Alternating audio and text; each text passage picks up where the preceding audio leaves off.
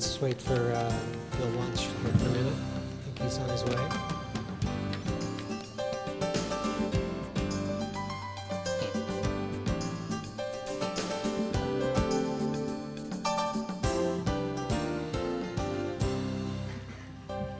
Why don't we get started? Good evening. I'm Andy LINEHAN, president of the City Club. I want to welcome all of you to our forum tonight, and I'm impressed at the number of people who've given up the opportunity to drink unlimited quantities of green beer and have shown up at our discussion tonight. So thank you for coming. The past few weeks have been tumultuous, to say the least. When we started planning this event, same-sex marriages hadn't even begun in San Francisco. Since then, of course, the spotlight has turned to Portland, and every day we wake up to new headlines about the topic. For so many of us, it's hard to get some distance from the issues that mean so much to us. For me, for example, the changes in Portland have allowed me to marry my partner of 14 years, Carl Snook. That's been a joyful event, but also one that has provoked, for me at least, a lot of introspection about what marriage means to us. No matter how close these issues are to us, we can all benefit from stepping back a bit, looking beyond the polarized rhetoric and the procedural politics to look at the bigger picture of marriage. What does it mean for two people to be united in the eyes of the government and to the eyes of the public? And how has marriage evolved over time, and what does it mean today? Tonight, our 5 panelists will look at marriage from a variety of perspectives. Our panelists were not selected because of their beliefs about marriage. In fact, none of them were asked where they stand on these issues. Instead, they were chosen because they've all studied, observed, and thought deeply about marriage.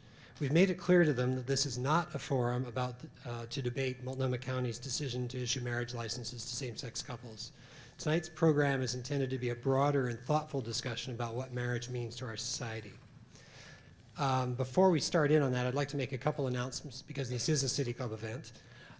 Next Friday, March 26th, City Club has its first event of the campaign season when we welcome to the podium Sam Adams and Nick Fish. Dr. Peter Steinberger of Reed College will moderate a debate between these two contenders for City Council in a Friday forum that is sure to be both educational and exciting.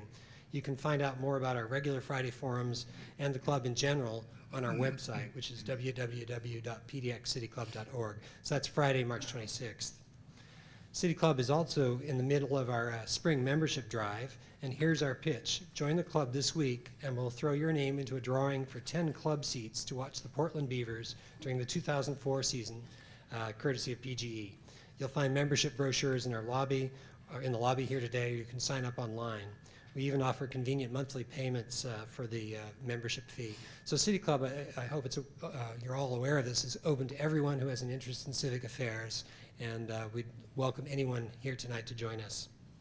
Finally, I want to mention that tonight's event will be recorded on audio CD and videotape, and if you're interested, see City Club members, staff members, or call the City Club office.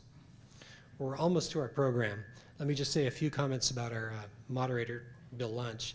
Dr. Lunch is professor and chair of the Political Science Department at Oregon State University, and since 1988, he's been the political analyst for Oregon Public Broadcasting.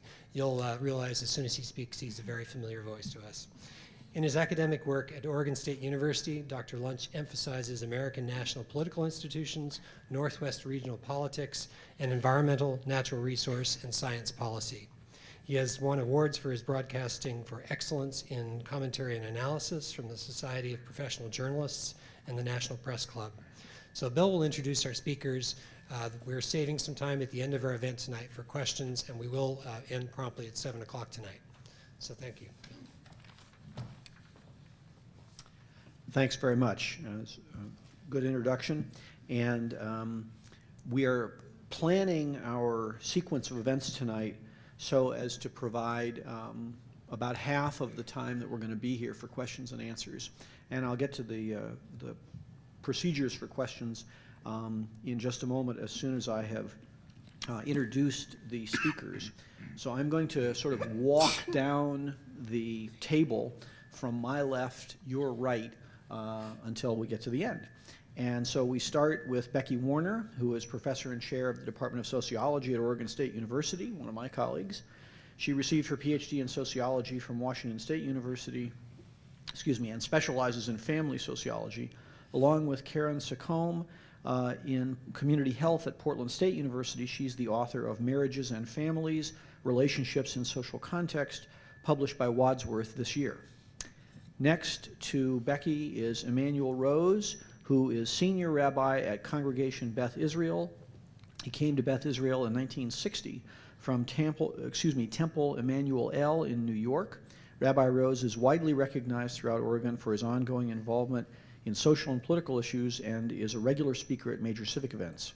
He earned 3 degrees from Hebrew Union College, including a doctorate of Hebrew literature. His dissertation was on Vatican II, and he studied for it at the Vatican.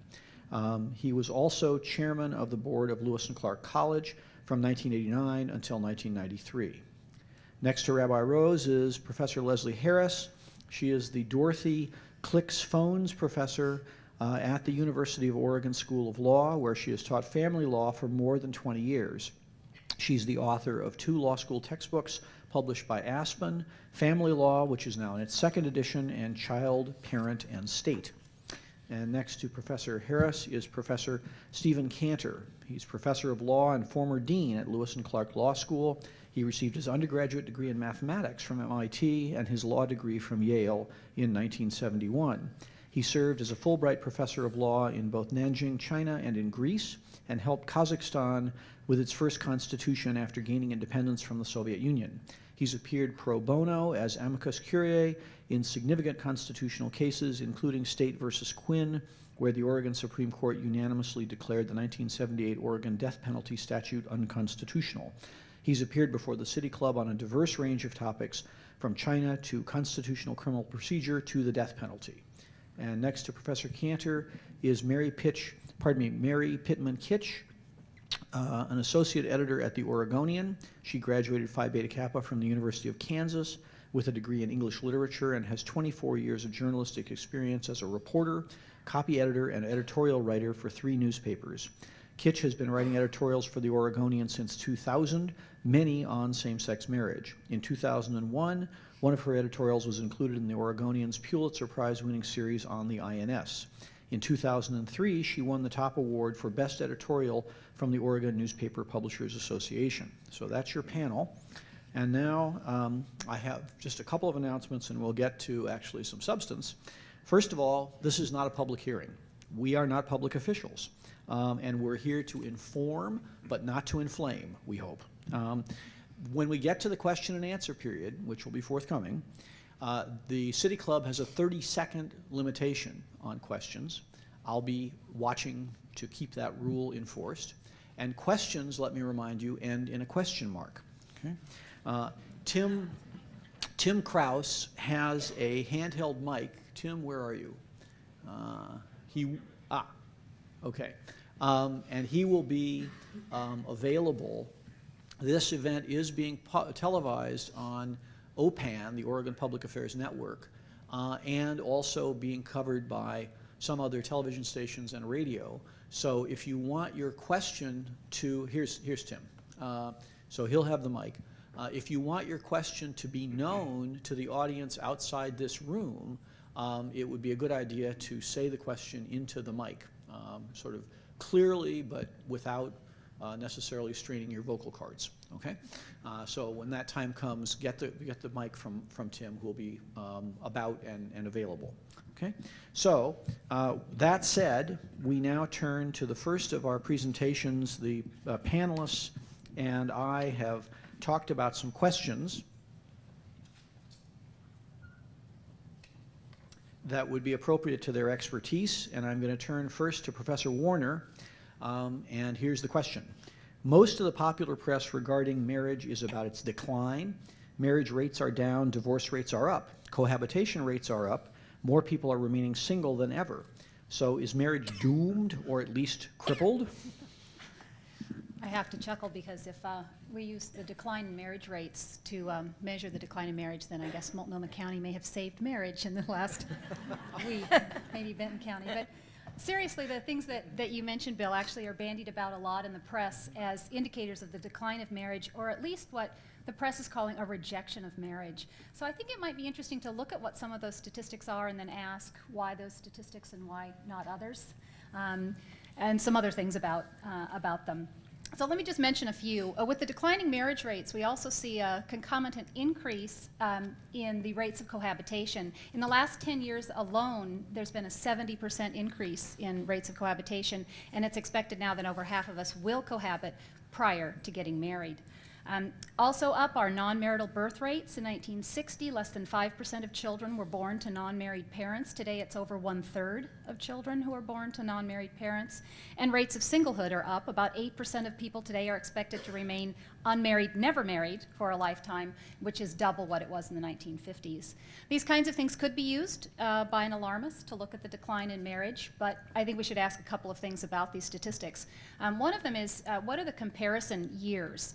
Most of the comparison years you'll see in the paper are trends from the 1950s to 2000. And I have a real serious question about why we use the 1950s. For anyone who has studied the family over the last century, you know that the 1950s are actually an anomaly. Very strange, unique period in terms of marital formation. What would happen if we went back to 1900 and asked, what are some of these statistics for 2000? How do they compare to family formation a century ago?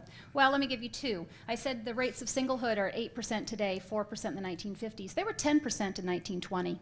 They were higher than they are today. So maybe things are changing, but in a nonlinear fashion. Another one is age at marriage.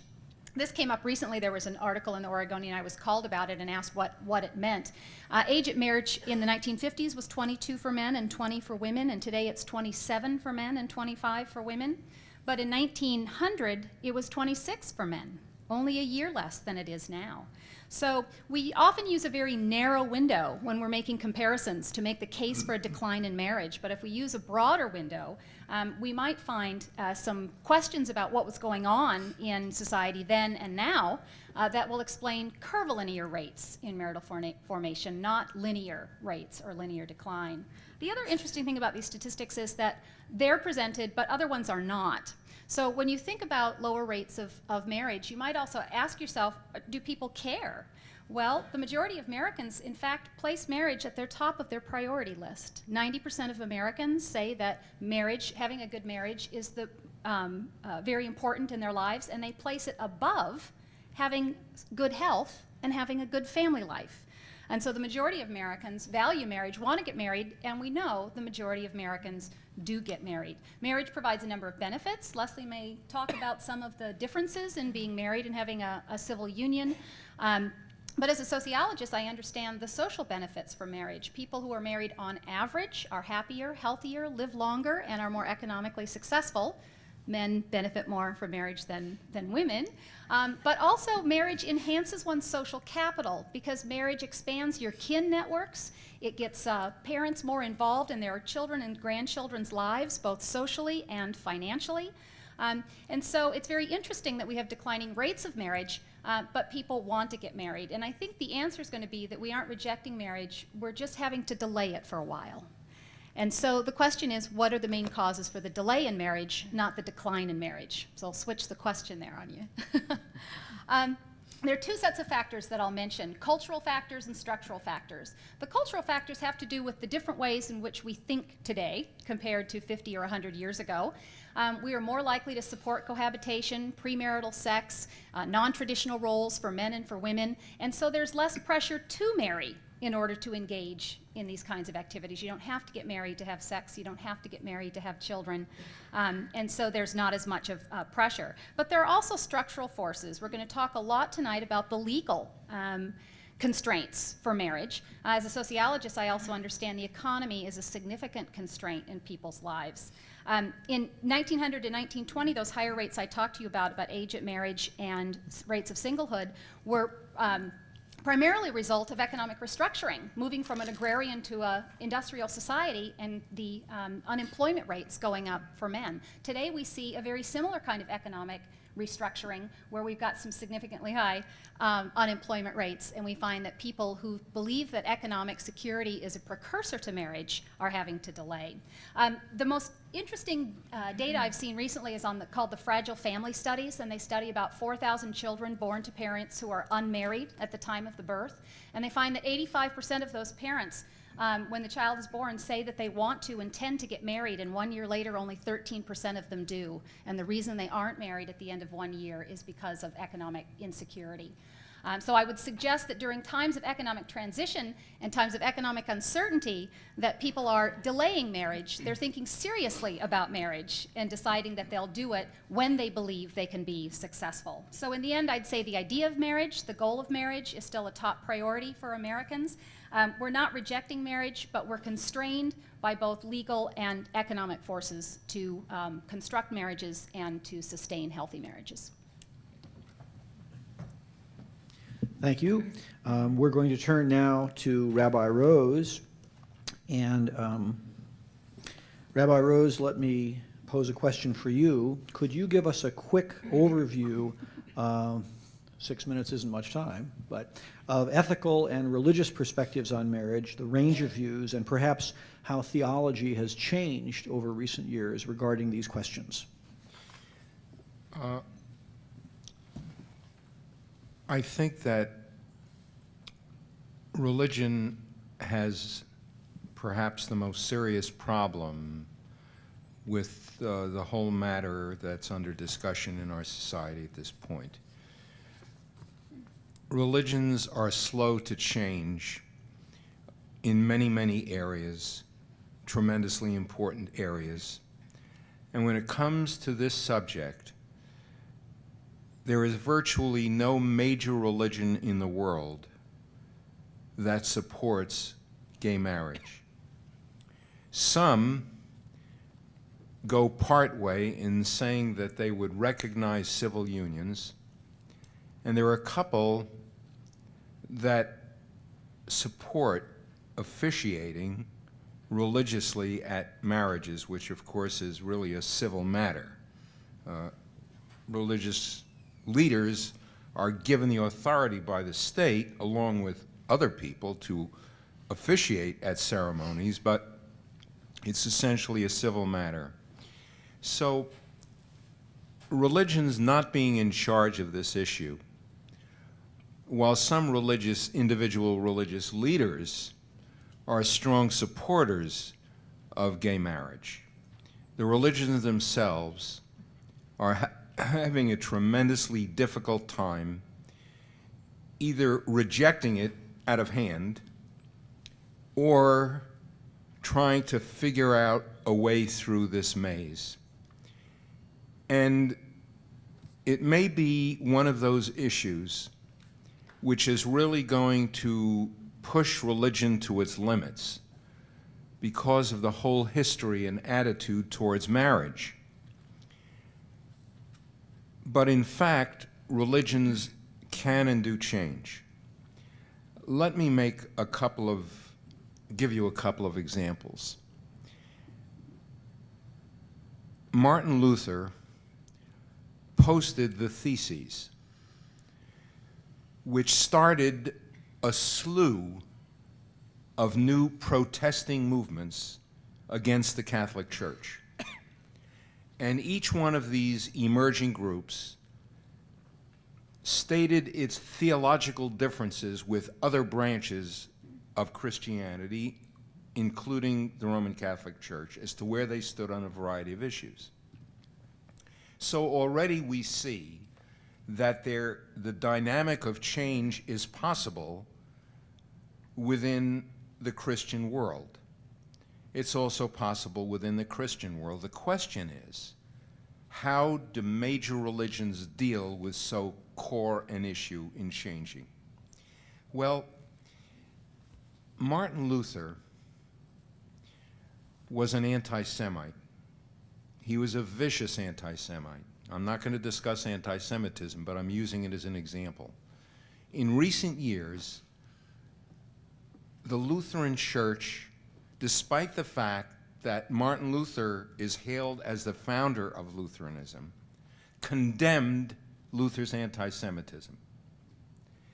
Now, what did it take for that to happen? It essentially took the Holocaust, which forced changes across the board in Christianity to deal with an issue that was persistent, theologically based, and take new positions, adjusted positions, interpreted positions that had been taken in the past. Another subject.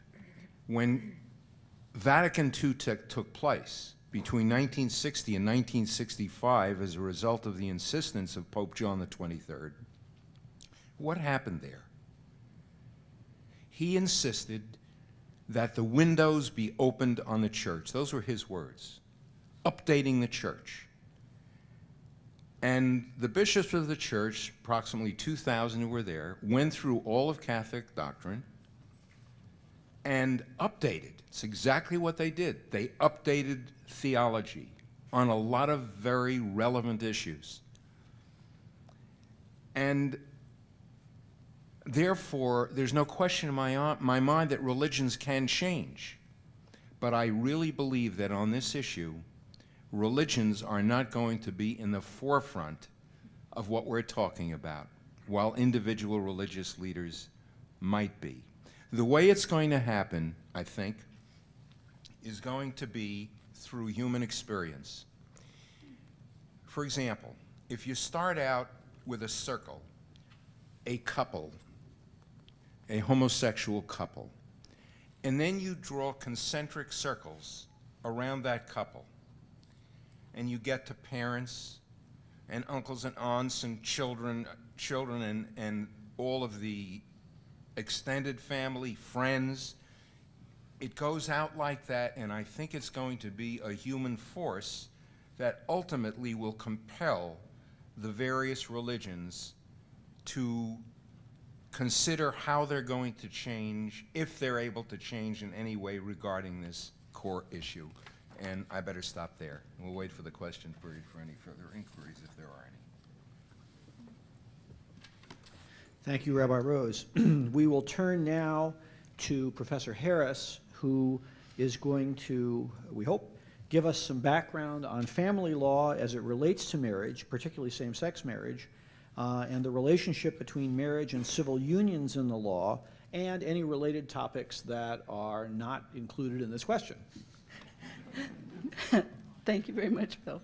To pick up on a theme that Rabbi Rose just set out, this process of change and the extent to which official institutions trail or lead people's behavior, I think that you could say that law, like religion, in many places is also behind behavior and practices. But I think it's also the case that in every state in this country and in most of the countries that we would regard as more or less culturally similar to ours, it's already the case that to some greater or lesser extent, same-sex couples can obtain to some extent legal recognition as a family for themselves. And what I'm going to do is to talk about those variations, explain what they are, where they are, and distinguish them. And then if there's time, I'm going to talk about one of the more complicated problems, which is given this great variety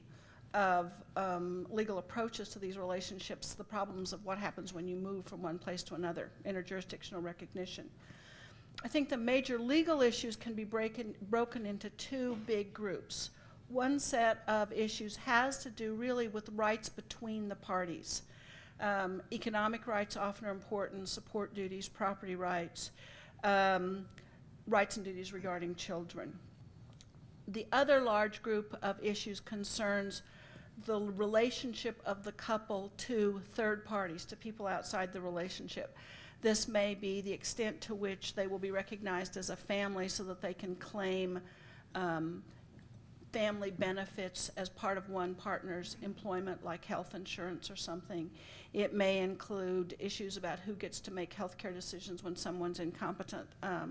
There's millions, well, that's a little exaggeration, but a lot of problems here.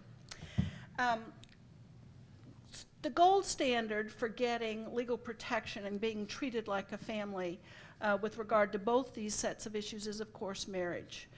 If you are married, you have the full range of family protection for your relationship, whatever those are within your legal system.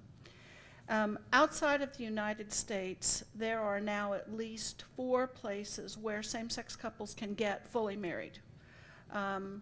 Legislation in Belgium and the Netherlands allows same-sex marriage, and judicial decisions in British Columbia and Ontario, which have not been appealed to the Canadian Supreme Court and which are not going to be appealed to the Canadian Supreme Court, allow same-sex marriage in those Canadian provinces. Inside the United States, at this moment, there is nowhere where it is clear that same-sex couples can marry, but come mid-May, it's going to be very clear that same-sex couples can marry in Massachusetts, because the Massachusetts Supreme Judicial Court held last year that denying marriage in the full sense to same-sex couples violated the state constitution. And said, I don't know why they chose the state, but sometime in mid-May of this year, same-sex couples will be able to begin to be married. There is, of course, a movement in Massachusetts to amend the state constitution so that this will not be permissible anymore, but because of the very slow process that's required under Massachusetts law for a constitutional amendment to take effect, there will be more than a year in Massachusetts when, under state law, for sure, same-sex people will be able to marry. There are, of course, if you're familiar with this, you know that there are 2 other state Supreme Courts which, like Massachusetts, or not exactly the same, but similarly to Massachusetts, have held that the denial of benefits to marriage to same-sex couples violates the state's constitution. That's Hawaii and Vermont. But in neither of those states has the remedy been to extend full marriage. Other jurisdictions, then what do? In terms of rights of third parties, this is state by state, even city by city, a huge variety. The civil union in Vermont gives same-sex couples the ability to get, at the state level, all the rights and duties of marriage. Hawaii has a reciprocal beneficiary law, which only is for persons who cannot marry. It's a broader group than same-sex couples, and only gives these people rights vis-a-vis third parties, nothing about the relationship. California has a domestic partnership law, which allows same-sex couples and heterosexuals older than 62 similar benefits. In the rest of the United States, you've basically got judge-made law, or you've got domestic partnership laws at the local level, which give everything from symbolic protection to minor protection. You have private employers who create their own law and give some benefits. In terms of rights between the parties, essentially the law in this country, except for Vermont, which uses marriage law, it's essentially judge-made law, and it varies, but the essential point is that in comparison to family law, it is not as egalitarian, and it tends to favor the economically stronger partner. And I am not going to get to talk about interstate recognition, so my concluding remark will be, this is obviously a time of great change. This change is occurring throughout the Western world, many parts of which are further down the path toward giving legal protection to same-sex couples forming families than this country does.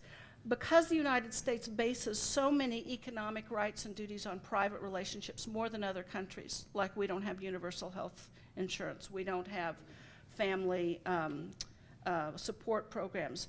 These families have an even greater stake, I think, in the United States than in other countries for gaining legal protection for themselves. And the question's really just what form that protection's going to take. And I'll talk later about interstate recognition if you want.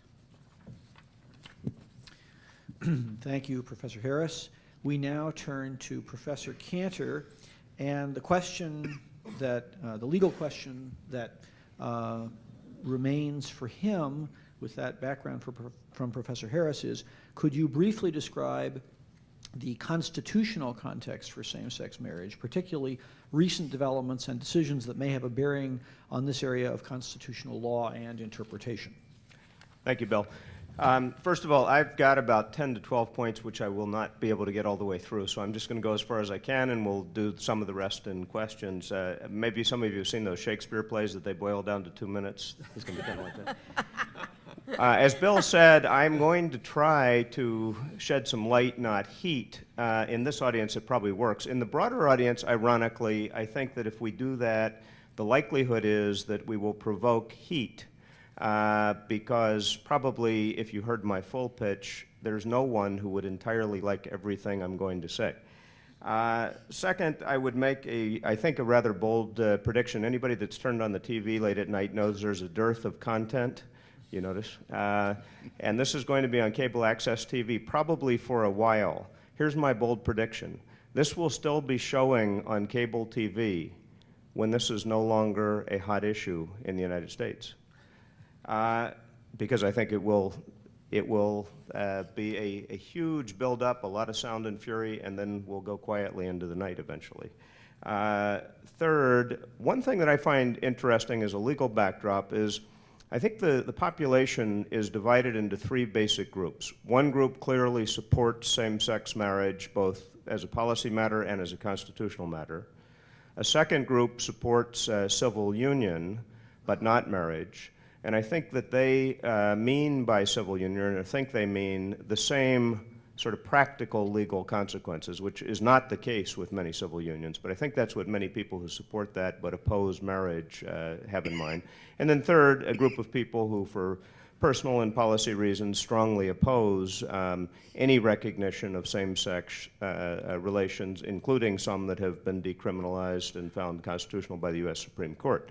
The interesting thing to me is the middle group, those that support civil union but not marriage. Because it strikes me that in a way they have given away the game from their point of view of opposing marriage. When I think about it, I think of marriage as really in the private sphere. Whereas I think of the legal relations between people in the contract sense, the business of the state. As Justice Douglas said in the Griswold case, marriage is an institution older than the Constitution.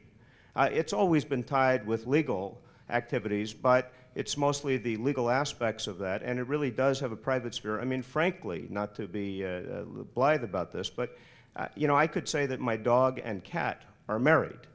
It doesn't have any legal significance, but it seems to me it's a private matter. The question is, what is the state going to do? And so the people that have authorized or approved civil union but opposed the use of the word marriage, it seems to me, are in a little bit of a dilemma. The next thing that I want to say just briefly is a matter of constitutional law of federalism. It is clear that states at this point can do what they choose on this issue.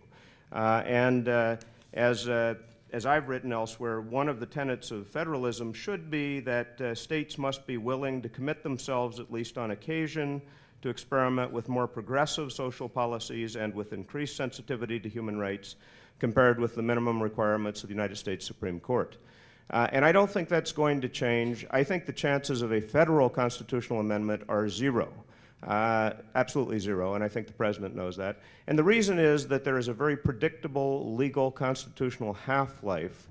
Every time, if there were a Supreme Court decision deciding in favor of same-sex marriage, every time there's a controversial decision, school pair, one person, one vote, Miranda, Roe, even Roe, there's sound and fury. The next day, there is a move to impeach justices. The day after that, there's a move to amend the Constitution. In 3 weeks, it's down to a statute. And at the end of the day, although people don't like the result and protest, they come to live with it.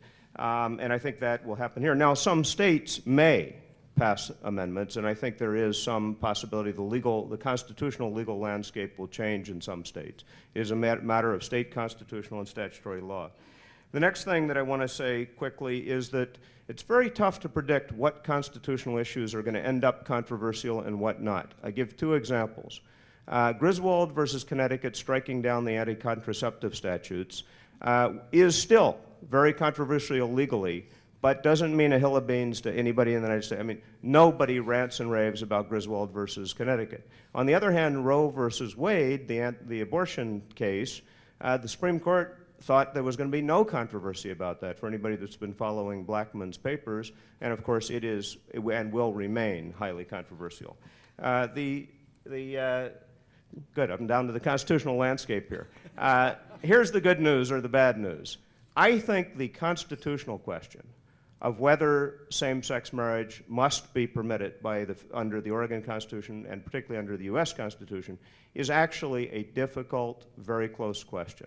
And I don't think we can do it complete justice. There is a very good argument that the Constitution protects it, but it's not clear. There are three very thoughtful opinions. We're very fortunate in Oregon to have very capable people. Agnes Soul, the county council, Greg Chamoff, one of my former students at legislative council, and Hardy Myers, our attorney general, have written very thoughtful opinions, and I commend them to your attention because they all acknowledge that this is a close question constitutionally. At the end of the day on the constitutional issue, there are lots of cross-currents. There are two principles that are out there. One is an anti-discrimination principle. That's firm. On the other hand, every law discriminates in one way or another. So deciding what kind of discrimination is permitted is the tough thing, and it depends what level of scrutiny the court will use on this matter to determine whether whether a ban on same-sex marriage is constitutional or not. Second is the fundamental right, independent of the equality issue.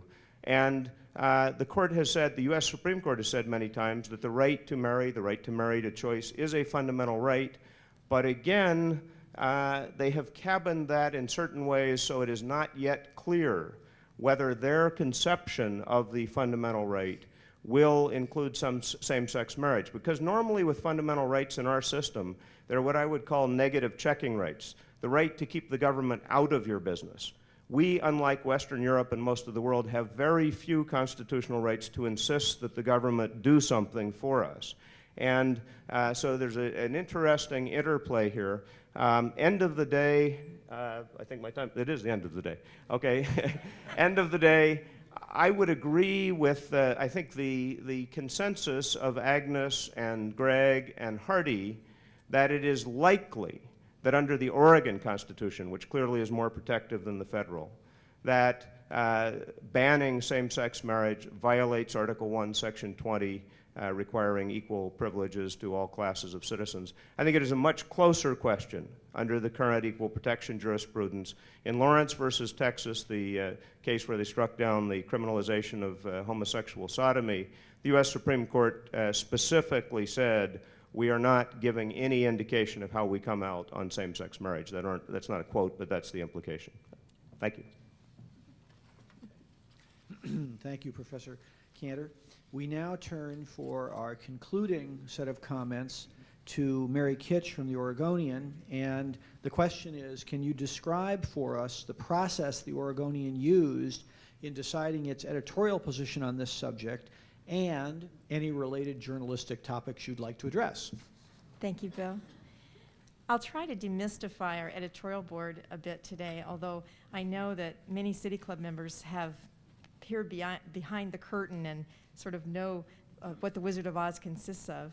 It's about 7 people, 10 when we're at full strength, and we get together every day to debate issues that we see that are coming up, and we try to take some kind of useful position on these. Bill has asked me to make sure I clarify that we're separate from the news side. So last week when you opened your paper and you saw a lot of stories about gay marriage, that's something I'm proud of at the paper, even though I have nothing to do with it. But the philosophy at our paper is to put a lot of resources into any story with great national, state, or local significance. And when I say that we're separate, however, there is definitely cross-pollination. We're driven very much on the editorial board by news.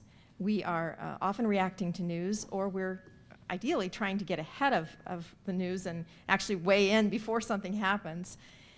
Now, on gay marriage, if you're a faithful reader of the Oregonian, you already know that we have not taken a position up or down on gay marriage. You also know that we've been a very strong supporter of gay rights, civil unions, and equal protections and equal benefits for gay partners. I'd have to say that our opinions on gay marriage are still evolving, and right down to today. I mean, literally this morning we were talking about it and trying and hashing out our views. There's great ambivalence on our editorial board. We're probably pretty much in the same position that many Americans are on gay marriage. And if you poll the members of the editorial board, I know one thing that they would tell you for certain, and that is, gee, this is so sudden. This is happening so fast. And it really is, because if you consider that just 4 years ago, civil unions in Vermont were so controversial that people were making hyperbolic predictions about what would happen and the damage and the political consequences for Vermont's governor. And now, the most recent poll I saw on this, and I think it's almost each of these polls can slip or change by the day and by the question, but the most recent poll I saw showed 54% support for civil unions by Americans, which is a very remarkable thing. So I have great respect for my colleagues at other Oregon newspapers, some of which have taken up and down positions on gay marriage, but I do wonder sometimes, even though we're all working on getting to a position, but I do wonder whether we marginalize ourselves once we take a position, because we're not any longer speaking for that great middle of Americans who are still struggling with the issue. And I think in crafting our position on this, or helping it along, one thing we've tried to be is an honest broker or a referee, calling foul on some arguments. As you know, gay marriage is one of those cultural canyon issues where you have opponents lined up on both sides and they're prepared to demonize each other. And what we've tried to do on this is say, gosh, some of those arguments are not fair. One of those being, of course, the argument that I think is going to be spun off into late night comedy if it hasn't already been, and that is that civilization will founder if we go forward with gay marriage. There's been no evidence to that effect, and I don't think people can. I think it's a tough one for the opponents of gay marriage to keep advancing. But another argument on the other side that we've tried to question is that you are a bigot or you are prejudiced if you are hesitant about gay marriage, and we also don't think that's correct. Although certainly there's a core of bigotry still out there, but. I think if I can express where I think most Americans are, based on the polling data that I've seen, most Americans want to be careful. They're respectful of our history and our traditions, and so they're concerned about unintended consequences, and that is something that it's not just a negligible issue for people. They also want to be fair, and I think. One of the questions, the basic question right now is it possible to craft something short of marriage that can be fair? And that's where I'll leave it. Okay.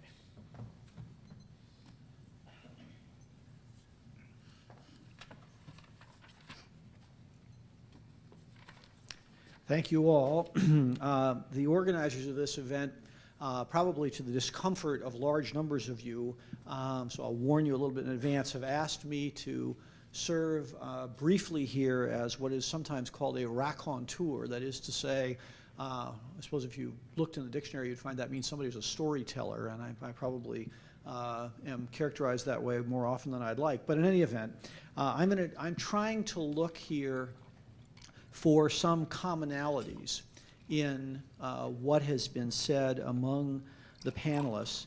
And so I was madly scribbling notes trying to figure out what it was I was going to say as I took the podium here, and I will do this fairly quickly, or try to.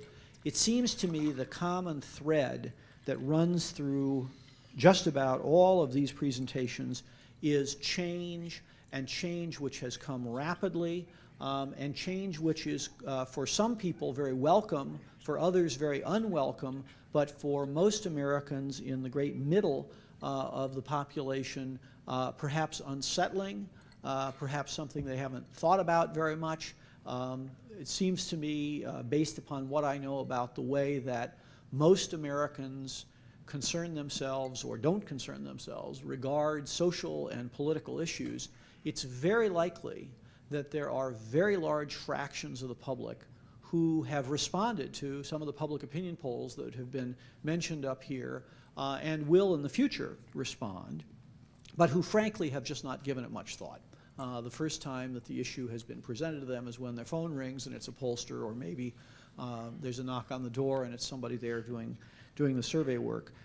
Having said that, I'm going to say a word about what we know from some very thoughtful polling, at least I think it's thoughtful, that Tim Hibbets and his colleagues did quite recently, which was published in the Oregonian. There's sort of two cuts at that, and I'll get to that in just a moment. But my colleague Becky Warner emphasized how much change there's been in the patterns around marriage, that most Americans want to get married and do get married, but that there are changes in our current patterns as versus, say, 1950, so half a century ago, and those patterns that we saw in 1950, I think of these as sort of the Ozzie and Harriet years, at least in terms of our social mythology. I'm not sure we really lived that way, but we think we did, and that's not trivial. If you drop back, though, 50 years before that, to the turn of the last century, to 1900, Becky makes the point that the pattern for marriage was much closer. It was similar, though there were different reasons for it, but similar to what we're seeing now. And she emphasizes, and I think rightly so, that marriage is very responsive to economic stresses, as is childbearing and the way in which we live with each other in a broad range of ways. Rabbi Rose also emphasized change in religious views of these matters, emphasizing the way in which Martin Luther, back however many hundreds of years ago that is, more than 400 years ago now, challenged the reigning orthodoxy of the Catholic Church at that time, but then sort of rocketing forward in our time machine to the time of Vatican II, much more in our own time, when he was in Rome, that Vatican II and Pope John the 23rd had the effect of pushing for an updated theology among Catholics. So the changes that we're talking about here in perspectives on these matters are not limited to our own time. We've been living through a period of change, and substantial change, in both our ethical views of these things as well as the way in which we live with each other. Then Professor Harris talked about change in the law, and one of the first things that she said is that the law is often behind social practices, and that it has to scramble to keep up. This is a standard observation among people who are as twisted and weird as I am to be political scientists. We regularly note that politics has to catch up with social and economic practices, and sometimes has difficulty doing it. I've often thought about James Madison, who's the main author of the Constitution and whose birthday was yesterday. So sort of the ghost of James Madison floats through the room smiling. But Madison trying to deal with issues of cell phone regulation. I don't know, somehow. Well, I'll just digress for a second. He was a little guy, very small, very short and slight. He was only 5'4" and very skinny. And the kind of person who Garrison Keillor would say was a shy person, but nonetheless wrote the Constitution, so did some important work. Back to Professor Harris. In response to this change that's going on in the way we live with each other, she notes that we have laws on the books now in a variety of American states, Vermont, Hawaii, California, either for civil unions or something fairly close to it. We've also got our neighbors in Canada, up in British Columbia closest to us, and Ontario, who authorize or have authorized gay marriages, and one of our Western European cousins in Belgium allowing for gay marriage. And so the law is, on family law grounds, is in transition. And that's the theme of Professor Kanter's discussion about constitutional law as well.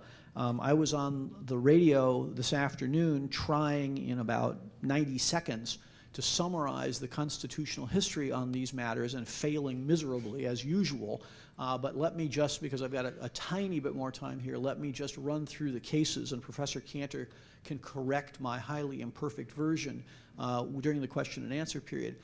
In terms of the contemporary constitutional key cases, and he mentioned a number of these, we start in a way with Griswold versus Connecticut that established the right to privacy, out of some penumbras in the Constitution, to quote Justice Douglas, who was the author of that, a marvelous turn of phrase, whatever it means.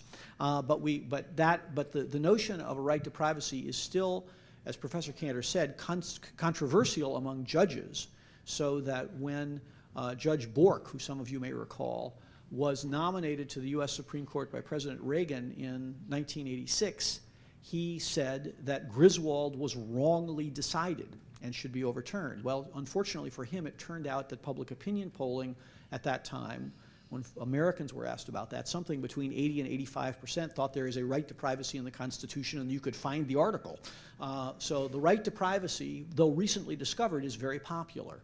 That then leads us to Loving versus Virginia, one of the most deliciously named cases in the history of the Supreme Court, because this was an interracial couple who sued the state of Virginia because the state of Virginia had a law against interracial marriage, and Virginia lost. That is to say, the U.S. Supreme Court declared that there is a right for people of different races to marry each other. There's a series of cases then which leads us, at least in this very shortened version, to Lawrence versus Texas, which Professor Kanter mentioned.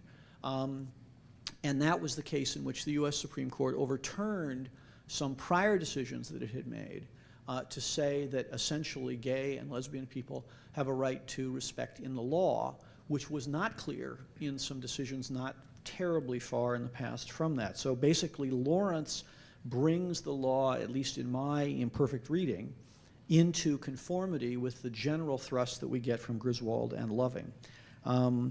And I don't want to go on too long with this, so let me turn then finally to Mary Kitch. And again, change and dealing with change, trying to catch up with it in some sense, is what the editorial board at the Oregonian has been trying to do. And of course, journalists try to do all the time. That's why it is that we saw the day after the Multnomah County commissioners made their decision about same-sex marriage, the newspaper scrambling to keep up in terms of its coverage on the front page and in the interior pages of the paper. And also the editorial board, as she has said, has been struggling to keep up, and I think she did a good job of describing some of the difficulties that both the editorial board and ordinary citizens have in struggling with these kinds of changes which seem to be coming on so rapidly for many people. With that, we're going to turn to you for questions, and let me remind you that under City Club rules, questions have to be expressed, have to be posed in 30 seconds, and I have a stopwatch, okay? And a question ends in a question mark, okay? So I'm going to recognize questioners, and Tim Kraus has the microphone, so if you'll put your hand up, and then Tim will try and find you. The lady in the red coat here in the middle of the, oh, okay, we've already got somebody lined up to do it. And if you'll identify yourself, please, as to your name and where you live. That'd be helpful for both us on the panel and also the television audience. Hi, Chris Smith. I'm a City Club member and I live here in Portland. Professor Harris, I'm going to let you finish your presentation. So once we have clearly legal same-sex marriage in Massachusetts in May, what then does the full faith and credence clause of the U.S. Constitution imply about this issue? Before Professor Harris starts, thank you very much for the question. I should have said, if you want to direct a question to a specific member of the panel, go ahead and do so. And if you want to direct a question more generally to the entire panel or some subset, you can do that too. Professor Harris. Interstate recognition of family relationships is obviously important because people move so much. And this is important both in terms of thinking about the rights between the people and in terms of their rights once they move to a new place to claim these family benefits and so forth. Let me talk first briefly about the federal government. The federal government, the Congress enacted the Defense of Marriage Act, DOMA, which says the federal government will not recognize same-sex marriages. So, in principle at least, regardless of the validity of your marriage at the state level, you won't be able to get spousal rights and Social Security, income tax, and those sorts of things.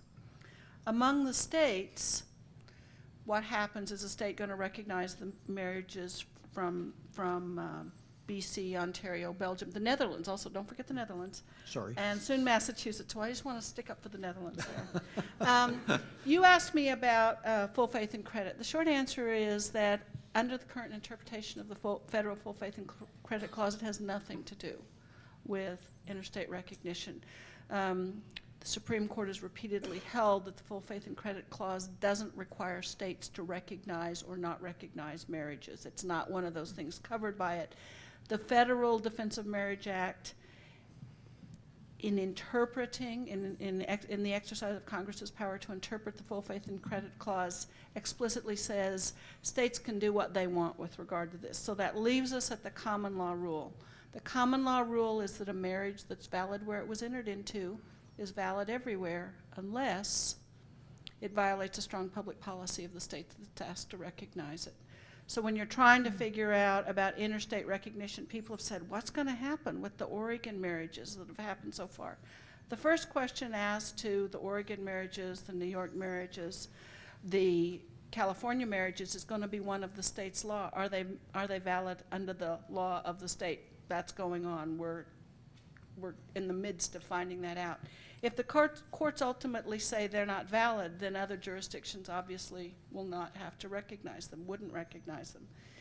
If state laws do say it's valid, as will surely happen in Massachusetts and Maine and some of these other states, then the question is, will other states say it violates a strong public policy? Somewhere in the neighborhood of 2/3 of the states have already enacted statutes saying we won't recognize same-sex marriages. And so that's strongly indicative that those 2/3 of the states will say we're not going to recognize them. Oregon is not one of these. We don't have a law on this one way or the other. And as some people have already said, I mean, lots of people in Oregon have already gotten married in BC or Ontario.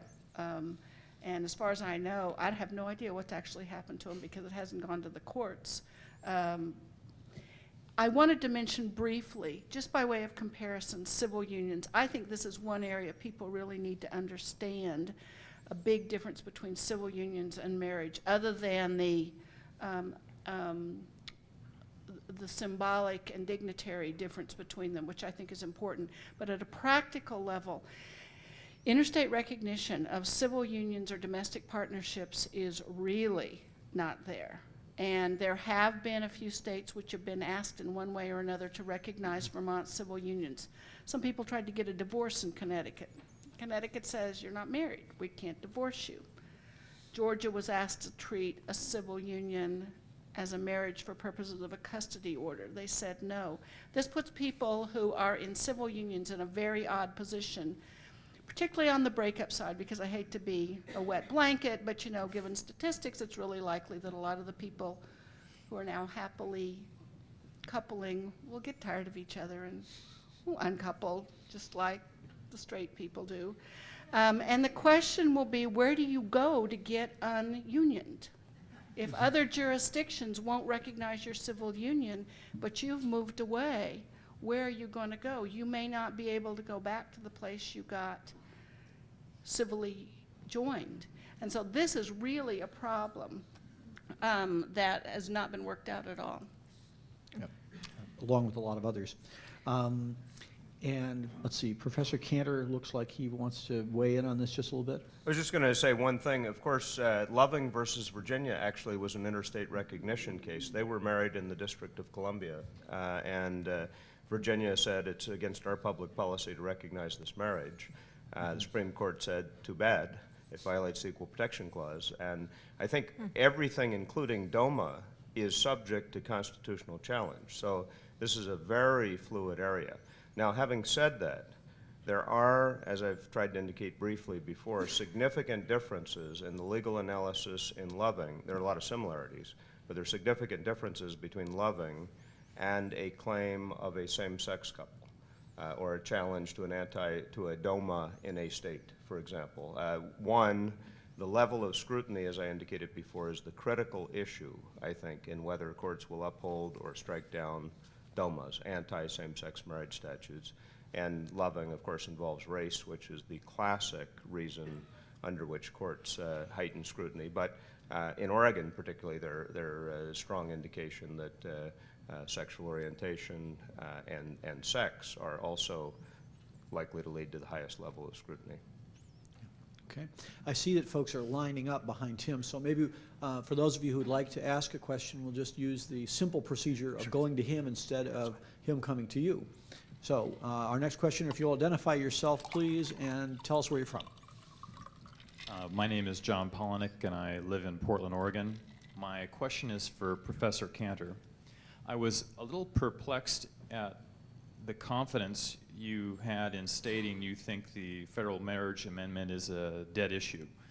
Having just returned from Washington, D.C. on Sunday, I've learned that there's not tens of millions, but hundreds of millions of dollars lining up on each side of this issue. If money is the mother milk of politics, it seems this has a lot to feed on. So could you help me understand why you think indeed it's a dead issue? Yeah. Really, strictly historically, in Article 5, it is extremely difficult to amend the U.S. Constitution, extremely pitifully easy to amend the California and Oregon Constitutions, and we ought to do something about that. But you have to have supermajorities in both the House and the Senate. They may get that, possibly, if the Republicans particularly win a significant landslide. But then you have to have ratification, usually within a set number of years, of 3/4 of the states. And I think the odds of that are zero. Look at even the Equal Rights Amendment, which had an enormous head of steam behind it, did not ultimately get ratification. We have had hundreds of proposed amendments throughout our history. And other than the original Bill of Rights, which was a package of 10, we've only had 17 passed. Most of them, frankly, other than the critical civil rights amendments, are housekeeping amendments. And it took a civil war to get the civil rights amendments, and I don't think we're going to have a civil war over this issue. I'm the moderator, and I'm not supposed to comment on questions, but I'll break the rule. I thoroughly agree with the analysis by Professor Kanter. My analysis goes further than his in one sense. I can't see where the proponents of a constitutional amendment can get 2/3 votes out of either chamber of Congress, because at least as currently configured, it would take a huge surge in Republican electoral fortunes for that to occur, which is always a possibility, but I think unlikely given how divided the country is.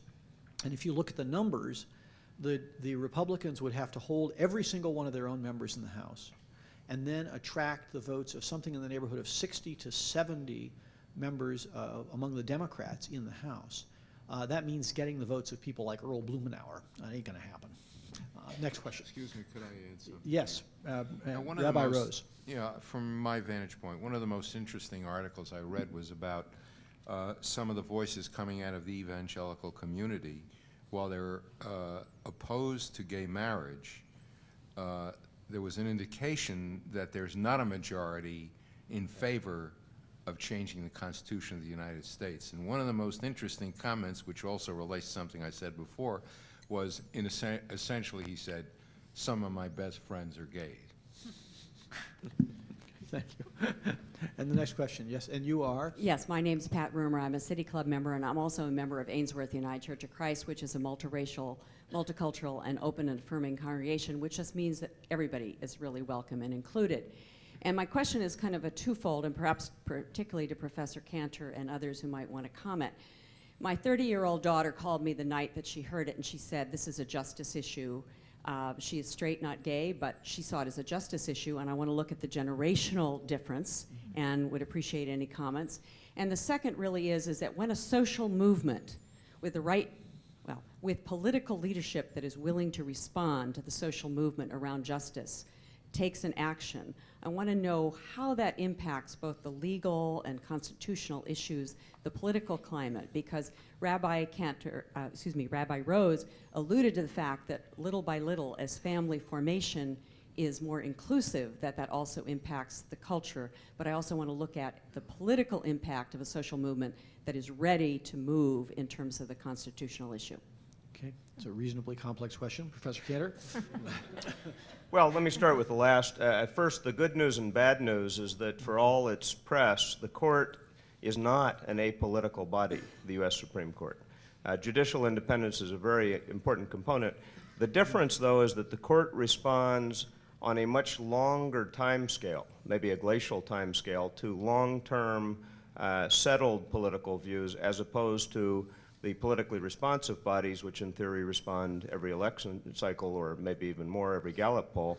But the court is responsive and should be. Any theory of constitutional law, to take James Madison, that is worth anything, suggests that if you're going to have a document that's going to serve for hundreds of years, while its principles are inviolate and transcendent, the application to new facts and circumstances requires some evolution, some growth, some interpretation, some judgment. That's why we call them judges. They're not mechanical automatons. So I think there is responsiveness, definitely, to political, long-term settled political views. And even some of the constitutional provisions speak to that specifically. The Cruel and Unusual Punishment Clause requires the court to figure out what currently is considered cruelty and unusualness, something that might have been considered perfectly appropriate in 1789, to quote the Oregon framers, might well be considered a blot on our escutcheon today. Professor Harris, did you want to add anything on that score? No. All right. I don't think so. Yeah. I mean, I think Yes. I could say that with regard to the generational issue, this is really probably something that you should talk about. But the things that I've read do indicate that when you look at young people in their 20s and younger, their attitudes toward this are just very different. And so I think that really supports Professor Kanter's position that this isn't going to be something that's that controversial for that long. Mary Kitch? I was just going to add that the Lawrence decision, the Supreme Court decisions last year in Lawrence, which struck down the criminalization of gay sex in Texas, that's a decision, it seems to me, makes it's pretty clear when you read that decision that there's been an influence of the culture there. It's leaked through because there's acceptance, a new acceptance, and this is not really feasible anymore, even as it was only 16 years before in a different decision, to keep those penalties in place, and the possibility of jail and all of those things just are draconian by the standards of our culture, and so that does influence. Let me say, with respect to the question on differences by generation, I would refer you, and I think it's still on the web, to Tim Hibbett's and Adam Davis' poll that was published in the Oregonian now, I think about 2 weeks ago, as I recall. And what it found, among other things, was that there is a majority in Oregon opposed to gay marriage, 54%, when the question is asked that way.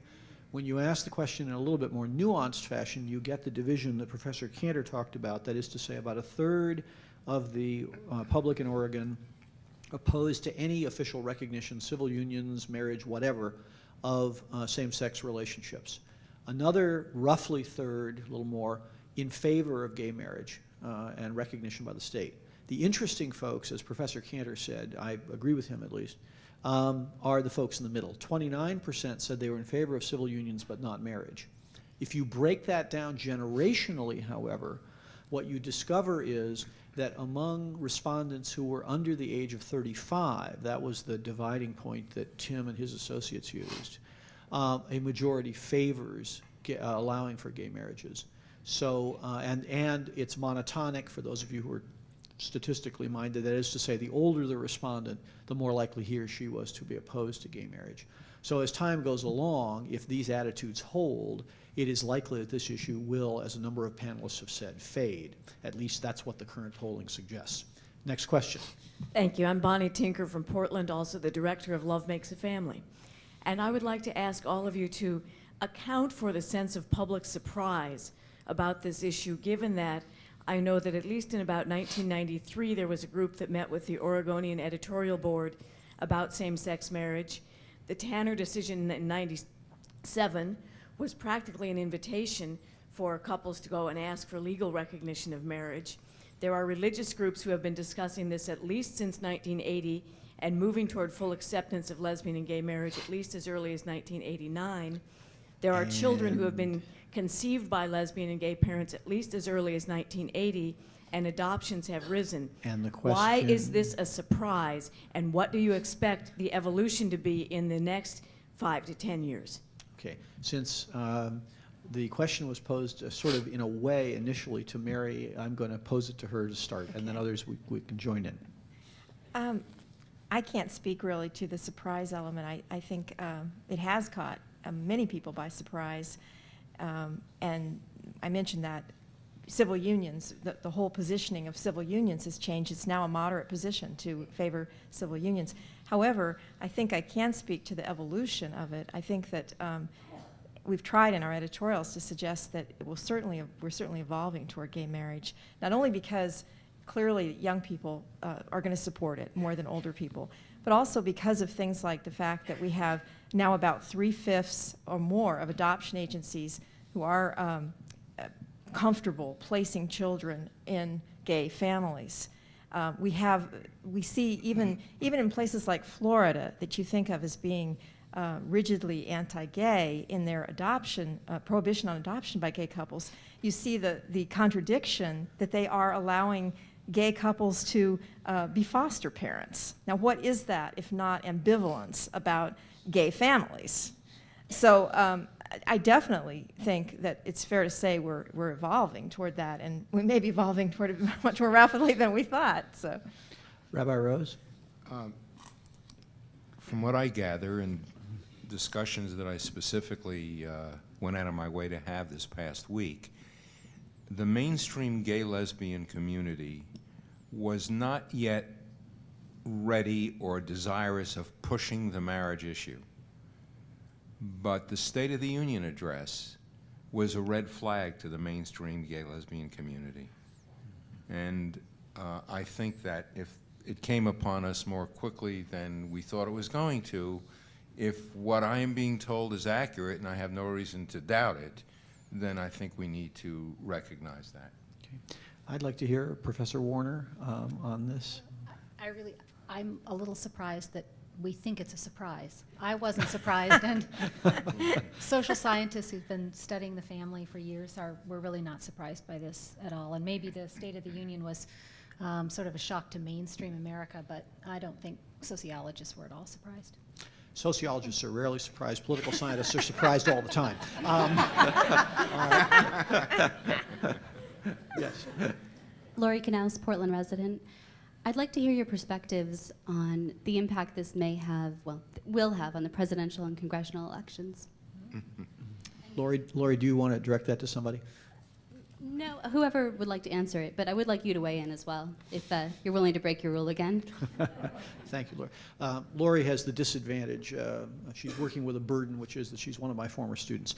Okay, the impact on the 2004 elections, and which of the panelists would like to take that first? All right. Seeing no hands in the air, let me just say, I have been asked this question before and have, I think, I have a hard time remembering, responded to it on the air. Basically, my take on this issue is that it will have considerably less impact than a lot of people seem to think. And the reason for that is, if you look at the size of the core community, the core constituency that is opposed to recognition of gay and lesbian relationships through marriage or official recognition of marriage, that's the religious right in the United States. And nationally, that group is, by the way, we have to distinguish between the white religious right and other racial groups, because in the black community, when asked, do you think of yourself as an evangelical Christian or do you think of yourself as born again, about half of the respondents say yes. But those folks have other grounds upon which they vote, and this is not one of them. Their religious views are important to them, but they don't shape their vote in the way that they do among white religious conservatives. The white religious conservatives represent somewhere in the neighborhood of 12 to 15% of the national electorate. It depends on turnout and some other factors. But in a presidential election, it's probably more like 12 and 15. In 2000, George Bush got more than 80%. It depends a little bit on how you ask the question, but somewhere between 80 and 85% of evangelical Christians or fundamentalist Christians or born-again Christians, all those are different questions, keep in mind, said that they voted for George Bush. So the upside potential for the Republicans in generating votes on this is there, but it is quite minor. It's very small. Okay? On the flip side of this, and this came as a surprise to me, One of the things that I love about studying politics is that I get surprised very nearly every morning. That's been going on for me for a number of decades now, which shows you my limitations. But in any event, in the exit polling from the 2000 elections, which are the most recent set that we have that are comparable to a presidential election in '04, somewhere between 3 to 4% of the respondents, and we have a very large survey number, a large number of respondents, much larger than we usually get, so we can get much more fine-grained results. But between 3 and 4% of the respondents in the exit polls from the 2000 elections describe themselves as gay, lesbian, or bisexual.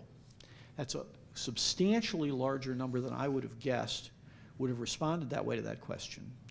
In that group, say 3.5%, that's about where you end up on that. Okay? In that group, 75% voted for Al Gore. So there is some upside potential for the Democrats on this issue, but again, not much. Okay? So if you work through the numbers, it seems to me the core groups are not going to work very much to the advantage of either the Republicans or the Democrats by the positions they take on this. What about the general electorate that's in the middle, the 80+% I haven't described yet? The Pew Charitable Trust poll, which is the one that's run by Andy Kohut, some of you have heard him on NPR. He used to be the director of the Los Angeles Times poll until they pulled the plug, but it was so valuable that the Pew Charitable Trust picked up support for it. Very sensitive stuff that he does. Kohut's operation asked Americans quite recently, within the last month, to list and rank order the issues that were most important to them. They had 22 issues that they listed. Okay? Questions over gay marriage came in 21st. That is to say, for most of the electorate, this is not much of an issue. So my guess is it won't have much of an impact on the 2004 elections. And as I always say under these kinds of circumstances, those who make their living from crystal balls should get used to a diet of broken glass. And I've eaten my fair share. Next question. Charlie Patton from Eugene. Direct this question to Professor Harris. If I understand correctly, Hawaii is one of those states which has gone through what might be considered the entire cycle, or a possible cycle, which is they've had the law challenged, had gay marriages occur, had the constitutional amendment, and then things are perhaps back to where they started. And that's my question. Was this just a digression? It could happen in Oregon, it could happen in Massachusetts, it could happen, or was there some overall advance even though the constitutional amendment occurred? Hawaii is an interesting state. It went through this process almost 10 years ago. It was the first state, and there were never any gay marriages there because the Hawaii Supreme Court, when it held the ban on same-sex marriages unconstitutional, delayed the implementation and gave the legislature time to propose the constitutional amendment, which was promptly enacted. Very different from Massachusetts. They zipped through it. And then they created this alternate relationship called reciprocal beneficiaries, which is really not targeted at gay couples. I mean, anybody can enter into this relationship, including like mother, son, brother, sister. And it's purely about getting benefits. Hawaii has a DOMA. Hawaii has a Defense of Marriage Act so that they don't recognize, I mean, they say you can't get married. I mean, that was part of what happened after the constitutional amendment, is they enacted their own law that says we're not going to recognize same-sex marriages. I'm not a sociologist. Perhaps she knows something about the specifics of Hawaii, what has happened. But I don't know. I mean, I think it's really important that I'm really going to be interested in seeing what happens in Massachusetts, where there's going to be a long time lag between the hoorah around the state Supreme Court decision and the ultimate effort to amend the Constitution. I think that that's going, and the fact that there will be people who will marry during that time. And it will be very interesting to see. I mean, part of me is really betting that what's going to happen if it gets on the Massachusetts ballot eventually, by the time they get around to voting, everybody's going to go, who cares? And they're not going to pass it. And if I were giving advice, to people, I would say try to stretch out as long as you possibly can these kinds of decisions so that people have time to look at and think what's going on, because I think that's how, I mean, I think when people are forced to make these cataclysmic votes really rapidly, they vote very emotionally. So that's what I think. All right, and Professor Warner, you want to add anything to that? Okay, she declines. All right, we'll turn to the next questioner. Yes, Sherry Bandis from Portland, Oregon. The way I hear it, it seems that the primary basis or argument for the defense of marriage as between a man and a woman is based in religious doctrine. And I heard you, Professor KANTER, say that you see marriage as a private affair and that legal matters are a state affair. So I'm wondering if you can help me understand how state-sanctioned marriage is not in violation of the separation of church and state. Yep. That's a very good question.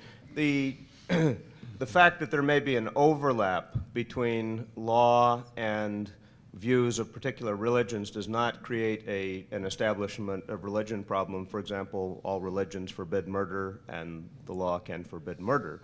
But the law can't be driven to serve a religious end. That's a very different thing. And I think the law in general has supported marriage and claims to support it for reasons other than religious or purely moral grounds, including a claim that it's the best ground for procreation and to further the raising of children and so on. That's obviously been called into question now. But I do want to raise one thing here to be slightly provocative toward the end, on two ends of this, if I could, real quickly. One, I think that we should acknowledge those that take the position that the Constitution protects the right of same-sex marriage, assuming a state is going to grant marriage at all. I do think that a first cousin couple, or a polygamous group, or a non-sexual pairing of partners, a buddy group, does have a somewhat similar claim, not identical, but a somewhat similar claim. There are differences. The first cousin, you have some potential genetic issues, but with the advent of genetic counseling and surrogacy and other things, they as well. No, I'm quite serious. I think it is a serious issue. And polygamy, of course, the big problem, among others, is coercion. In fact, there are 13-year-old girls who truthfully are not making voluntary choices and being kidnapped and basically raped. But if you really took true adult, independent actor, consensual behavior, it's not a frivolous claim. And I think one who is addressing this issue has to wrestle fairly and honestly with those questions. There are legal differences, but they're not gulfs apart. And Justice Scalia, dissenting in Lawrence, the same-sex proponents might want to cite him now, because he said once you've decided Lawrence, it means same-sex marriage is constitutionally protected and everything else. Now, he made some very strange things suggesting that the state ought to be able to prohibit all kinds of things in his view: bigamy, same-sex marriage, adult incest, prostitution, masturbation, adultery, fornication, et cetera, et cetera, et cetera. So there is a very big gulf on the Supreme Court, and as all things of importance these days, if we're talking about the U.S. Supreme Court, the issue, if it comes, will come down to Tony Kennedy and Sandy O'Connor. Can I say one thing about that? Yes. I would just like to disagree. This is the family law perspective as opposed to the constitutional law perspective. I think that what constitutes a family and what counts as a family is incredibly important at the legal level. And you can't, people have counted something in, I've heard as numbers high as 900 different kinds of state and local laws that say that people's legal rights and duties in some realm depend on whether or not they are recognized as being in a family or not in a family. And it is very strongly embedded within our culture to treat groups of people who are in a family in different ways for myriad reasons. And it's to understand marriage as being purely about religion, I think really misunderstands the relationship between families and broader social and governmental and all sorts of other entities. And so I think that it really is a matter for the culture to decide and for the law to decide who's going to be in a family or not. I mean, you can call it a marriage or you can call it a purple onion, but it's still, are you in this box of familyness? It's extremely important legally. Okay, we have time for one more question, I think, and a quick answer from from whomever it is to direct it. Well, I'll direct it to Professor Warner and Ms. Kitch. It's about this middle ground group that has this separate but equal philosophy. Have civil unions, they can have all the rights, they can, give them everything, but don't call it marriage. And I'm wondering, what is that about the M word that freaks people out so much? I mean, they're willing to give them everything, but just don't call it the M word. What's that about? Mary, you want to go first? Boy, I'm not sure I know the reason that it freaks people out. I think, though, it is because it's perceived as being such a fundamental change. No, I think I could certainly make an argument that it isn't a fundamental change because we have millions of children being raised with gay parents, and we have on the ground, in effect, gay families and a kind of gay marriage that's happening. But I think people hear the word marriage and feel that is, they're reacting very emotionally to that word because it has a long tie to most people. It's almost a tribal kind of a word that people are attached to, and for better or worse, so to speak. So. Okay, Professor Warner? I'll just say one thing, and then I think Rabbi Rose will say something. Marriage brings significant benefits, and those people who have those benefits, they become threatened. And so if you look at the power that comes in marriage and who has the power in our society, then it's not too far to guess, why people are concerned and which ones are concerned. There's not only an age difference in views, there's significant gender differences. And older men are the most strongly opposed. So I think this is a threat. Nancy Cott, a social historian, wrote a great book about the history of marriage, and she says that the American democracy was built on marriage, the union between a man and a woman. And if it is so embedded in our Constitution and our thinking about what democracy is, then we're challenging, at least in people's ideas, we're challenging the foundation of American society, whether that's true or not. But I think we're challenging the people who hold power. Rabbi Rose?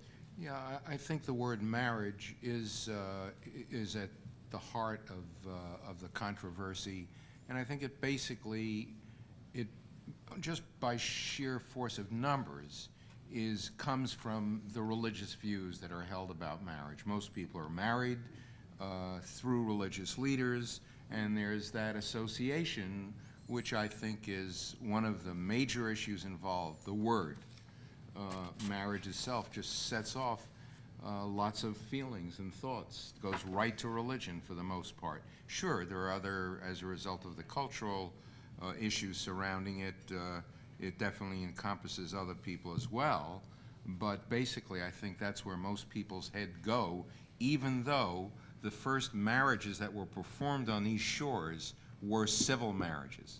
There were no religious leaders there, interestingly.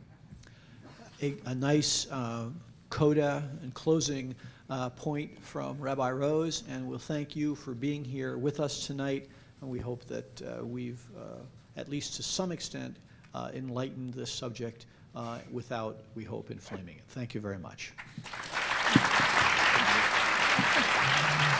was interesting. Enjoyed it.